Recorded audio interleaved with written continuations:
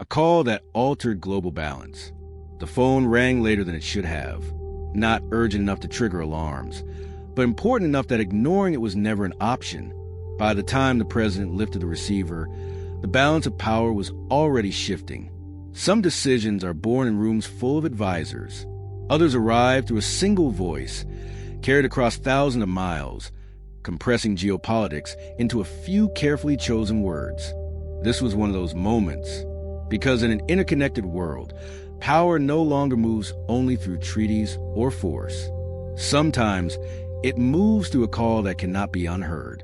To understand why this call mattered, it helps to recognize how fragile equilibrium really is. Global stability is not fixed. It is maintained through expectation, restraint, and trust that others will behave as predicted. When those expectations change, even slightly, the entire system begins to adjust, often before leaders fully realize it. The call came after weeks of rising tension. Publicly, relations appeared stable. Statements were measured. Diplomacy followed familiar language. But privately, signals had begun to change. Communications grew shorter. Assurances sounded conditional. The president had sensed it building, but nothing had yet crossed a line. On the other end of the call was a leader whose decisions carried weight far beyond their borders. The tone was calm, deliberate, almost casual, but beneath it was a message that reframed everything the White House thought it knew. A position was being reconsidered.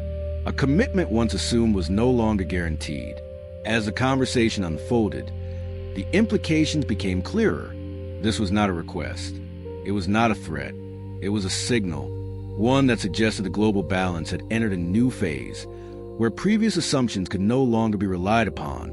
The president listened carefully, responding with restraint. Every word mattered. Too firm, and the call could harden into confrontation. Too flexible, and it could be read as concession. The space between those extremes was narrow and closing fast. When the call ended, nothing had visibly changed. No announcements were made. No immediate actions followed. But inside the White House, the shift was unmistakable. The world had moved quietly, and the United States now had to decide how to move with it. The call itself would never be made public in full. Its importance would be debated only in hindsight. But from that moment on, every decision carried a different weight. Because once the balance changes, even slightly, it never returns to exactly where it was before. The president remained still after the call ended, allowing the implications to settle. This was not a crisis that demanded immediate action, but was one that demanded immediate awareness. The shift had already begun. The only question now was whether it would be guided or allowed to unfold on its own. Advisors were briefed carefully, without dramatization. The words exchanged during the call were replayed, analyzed not for what was said, but for what was implied. Tone mattered. Timing mattered. What had been left unsaid mattered most of all. The message was clear enough to those trained to hear it. A long-standing assumption in global alignment was weakening. Some advisors argued the call was a tactical maneuver, designed to extract leverage without commitment. Others believed it signaled a genuine change in direction, one that would soon surface in policy and posture. The disagreement was not about facts, but interpretation. And interpretation in moments like this shapes reality. As the discussion deepened, the White House confronted an uncomfortable truth. If the global balance was shifting, then maintaining stability would require adaptation, not resistance. Reacting too strongly could accelerate the shift. Ignoring it could leave the United States unprepared when the consequences became visible. The president asked a direct question: what happens if we assume nothing has changed? The answer was unanimous. The administration would be reacting from behind. The call had already altered expectations elsewhere. Failing to adjust would not preserve the old balance. It would surrender influence over the new one. Plans were quietly reviewed, not to escalate, but to reposition. Diplomatic language was refined. Partnerships were reassessed. Signals were prepared, not to provoke, but to clarify. The goal was not confrontation. It was alignment in a landscape that no longer looked the same. What made the moment especially fragile was its invisibility. The public would not feel it. Markets would not react immediately. There would be no headline announcing a shift in global balance. And yet, decisions made now would determine how resilient the nation would be when the consequences emerged. The president understood the weight of that responsibility. This was leadership beyond reaction, beyond crisis. It was leadership that recognized change while it was still subtle, and chose to act without forcing the world to notice. The call had ended, but its influence had not. It had moved the center of gravity just enough to matter. And now, the White House faced a familiar challenge in an unfamiliar form: how to guide a balance that was already changing without letting it tip too far, too fast. The conflict sharpened as the White House confronted the consequences of acting or not acting.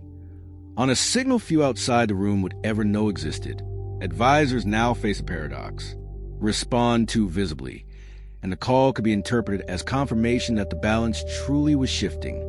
Respond too quietly, and others might assume the United States had already accepted the change. One camp urged firmness.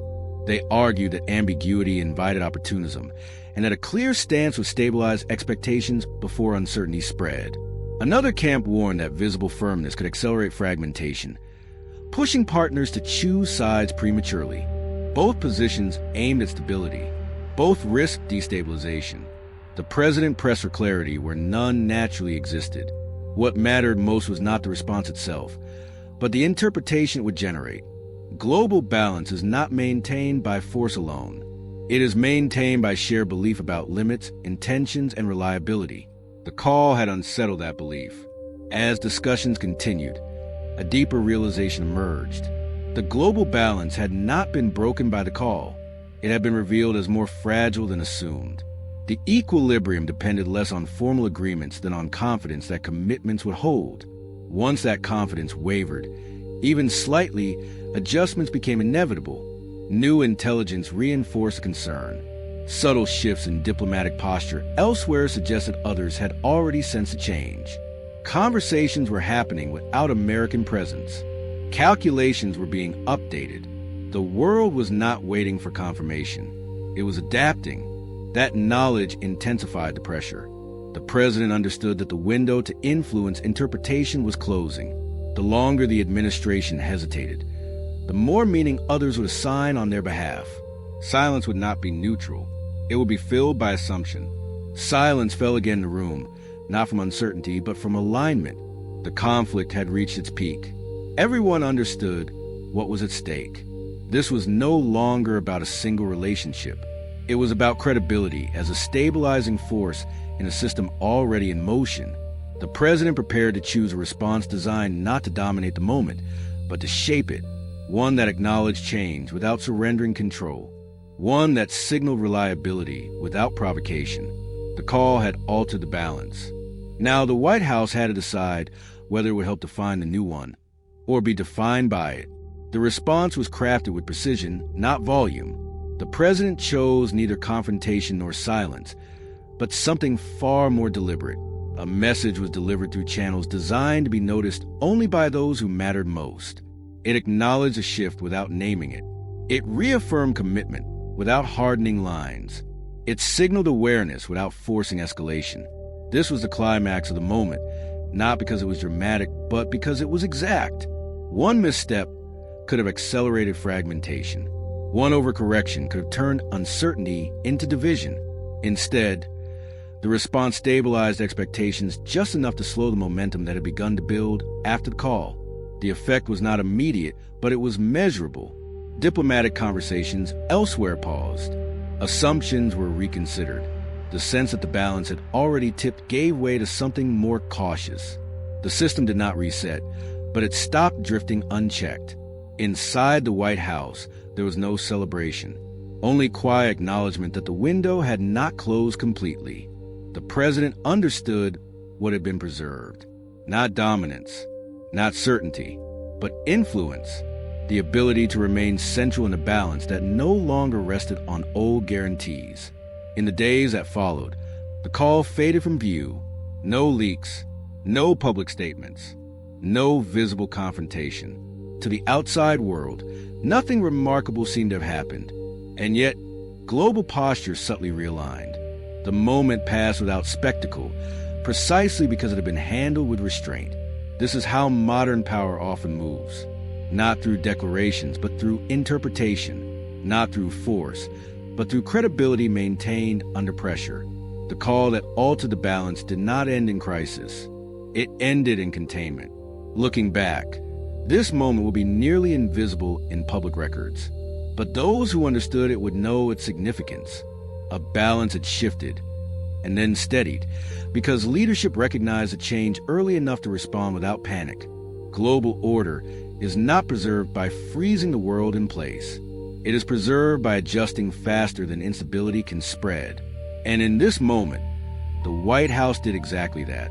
Subscribe to join the journey. A call